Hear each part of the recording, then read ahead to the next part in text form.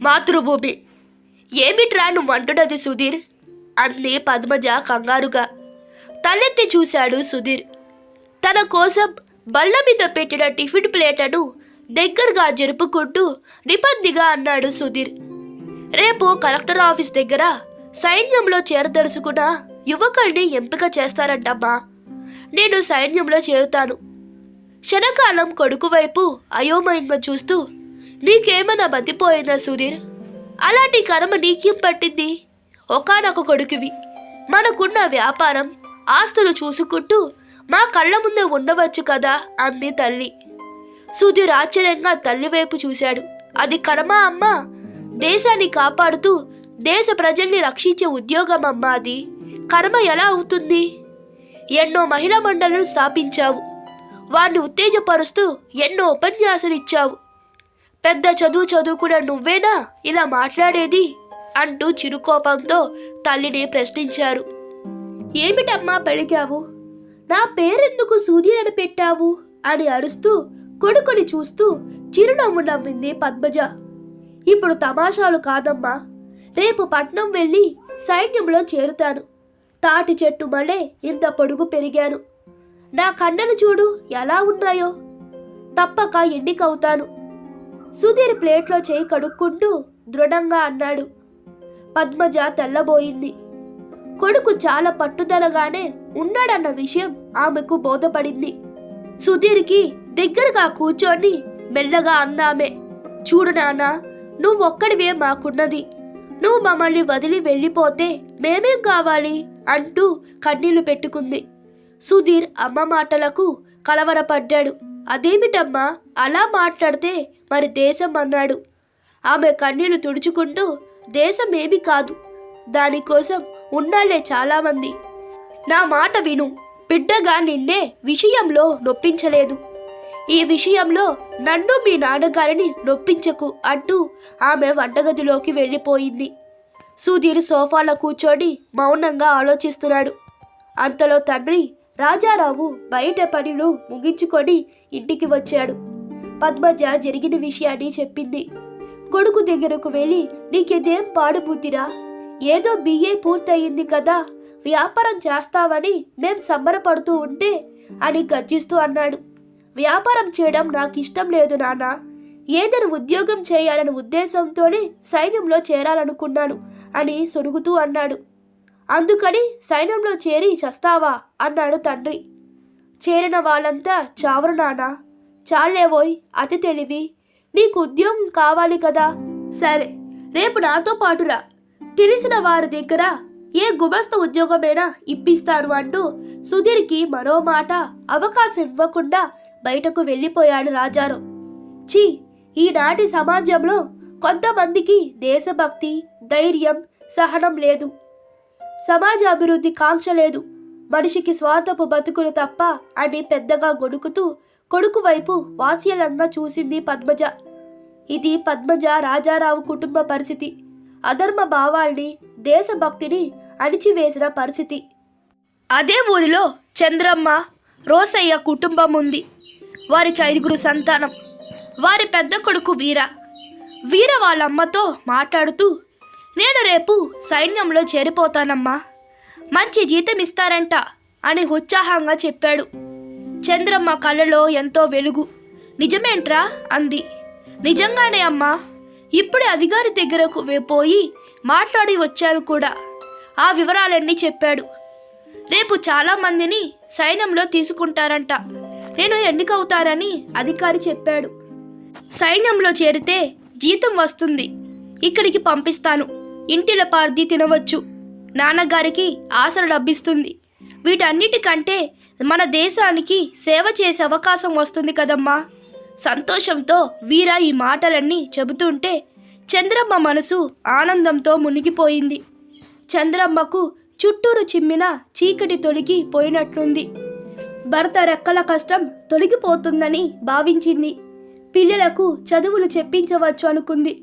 అంతలోనే గుండెలు పిండేసే ఆలోచన ఆమె ఎదలో ముళ్ళులా కదలాడింది. సైన్యంలో చేరితే యుద్ధం వస్తే తల్లి ప్రేమ కళ్ళ ముందు కదలాడగా మెల్లగా అంది. అది విన్న వీర పక్కున నవ్వాడు. యుద్ధంలో కాక ఇక్కడ మాత్రం చావకూడదా ఏమిటమ్మా? పస్తులుండి బాధపడడం కంటే ఉన్న 4 రోజులు హాయిగా బతకడం మేలు కదా. దేశం కోసం చావడం కంటే గొప్ప ఏముంది? అలాంటి మంచి చావుని కోరుకునే వాళ్ళే తప్ప దాని గురించి భయపడకూడదమ్మా అంటూ బయటకు వెళ్ళిపోయాడు వీర. ఈ మాటలు విన్న రోసయ్య మీసం మెలేస్తూ గర్వంగా నవ్వాడు. ఆడు నా కొడుకే చంద్రి, గుండె ధైర్యం చూసావా? అది నాది. అచ్చరలచ్చలు చేసే మాటలన్నాడు నా బిడ్డ. వీళ్ళు కాకపోతే మరెవ్వరు దేశానికి సేవ చేస్తారు? యువకులు దేశం కోసం, ప్రజల కోసం పాటుపడ్డాలి. మన వీరా కూడా అలాంటి మంచి పనే చేస్తాడు కాబట్టి వీరాను మెచ్చుకోవాల్సిందే అన్నాడు. ఆ సమయాన చంద్రకు ఆనందం, దుఃఖం రెండూ కలిగాయి. ఇలా వీరితో పాటు ఎంతోమంది యువకులు సైన్యంలో చేరుతున్నారు. 10 ఏళ్ళు గిర్రున తిరిగాయి. సమాజంలో అనేక మార్పులు వచ్చాయి. సుధీర్ వ్యాపారవేత్తగా కొనసాగుతున్నాడు. కానీ దేశానికి సేవ చేయలేకపోతున్నాననే బాధ అలానే మిగిలిపోయింది. ఆనాటి మక్కుపాటి వదిలి సుధీర్ ఇలా హాయిగా ఉన్నందుకు పద్మజ, రాజారావు ఇద్దరూ ఆనందించని క్షణం లేదు. వీర సైన్యంలో చక్కగా పనిచేస్తూ ఎదిగిపోయాడు. హిందీ, ఉర్దూ, ఇంగ్లీషు, బెంగాలీ, కన్నడం, తమిళం వంటి 7-8 భాషల్లో అడంగలం మాట్లాడుతున్నాడు. ఇంటికి వచ్చిన ప్రతిసారి తమ్ముళ్లకు, చెల్లెళ్లకు స్వీట్లు, మంచి బట్టలు, వాచీలు, తల్లిదండ్రులకు బట్టలు, కప్పుకోవడానికి రగ్గులు తెచ్చుతున్నాడు.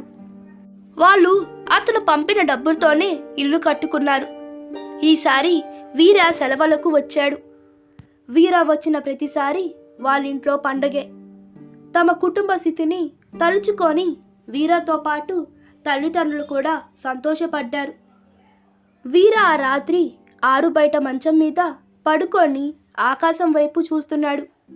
ఆ సమయంలో వీర మనసులో, నా వాళ్ళంతా హాయిగా ఉన్నారు, వాళ్ళకి అన్ని సౌకర్యాలు ఉండేలా చేయగలిగాను, నా కుటుంబ రుణాన్ని ఈ విధంగా తీర్చుకుంటున్నాను, ఇది నాకు ఎంత సంతృప్తిగా ఉందో అనుకుంటూ నిద్రలోకి జారుకున్నాడు. ఈసారి వీర వచ్చిన 3 రోజులకే హైకమాండ్ నుంచి టెలిగ్రామ్ వచ్చింది. యుద్ధం ప్రారంభం కాబోతుంది, వెంటనే రావాల్సిందని. దిగాలు పన్న చంద్రమ్మకు వీర ధైర్యం చెప్పాడు. తండ్రికి కళ్ళతోనే వీడ్కోలు చెప్పాడు. నవ్వుతూ రైలెక్కాడు. మరి తిరిగి రాలేదు. శ్రద్ధాంజలి సభ వీర స్వగ్రామంలోనే పెట్టారు. ఆ సభలో పాల్గొనడానికి సుధీర్, రాజారావు వచ్చారు. ముఖ్య అతిథిగా పద్మజ వచ్చింది. వీర గురించి సభాధ్యక్షులు చెబుతున్న మాటలు ఆమె ఉదయాన్ని పిండివేస్తుంది. సభలో పద్మజ మాట్లాడే వంతు వచ్చింది. ఆమె మాట్లాడుతూ, వీర, అదే వీరారావు మన గడ్డ మీద పుట్టిన బిడ్డ, దేశాన్ని రక్షించే కార్యక్రమంలో అమరుడు అవుతాడని మనెవ్వరం ఊహించలేదు. ఈ సంఘటనకు నా గుండె పగిలిపోతుంది. మరి తల్లి చంద్రమ్మ ఎలా భరిస్తుందో. ఆమె వీరత్మాత, ఆమె జీజీబాయ్ వంటిది. ఆ తల్లి కన్నా ఈ బిడ్డ మన జిల్లాకే కాదు, రాష్ట్రానికే మణిపూజ. వీర తల్లిదండ్రులు వేదికపై పిలిచి వారిని ఓర్దారుస్తూ వారిలో ధైర్యాన్ని నింపారు. వారికి ఆర్థిక సహాయం చేసి వారిని అభినందించారు. సభకు వచ్చిన ప్రతి ఒక్కరూ వీర త్యాగాన్ని కొనియాడారు. ఆ రోజు రాత్రికి చంద్రమ్మ, రోసయ్యలు మంచం మీద కూర్చొని కుమారుని తలుచుకొని బాధపడ్డారు. రోసయ్య భార్యను ఓదారుస్తున్నాడు. చంద్రమ్మ వెక్కి వెక్కి ఏడుస్తూ, ఆ పెద్దోళ్ళ మాటలు నాకు అర్థం కాలేదు, కానీ నా బిడ్డ బతికిన 4 రోజులు మన రుణం తీర్చడమే కాదు, దేశ సేవలో మన్నించి జనాల గుండెలో నిలిచిపోయాడు.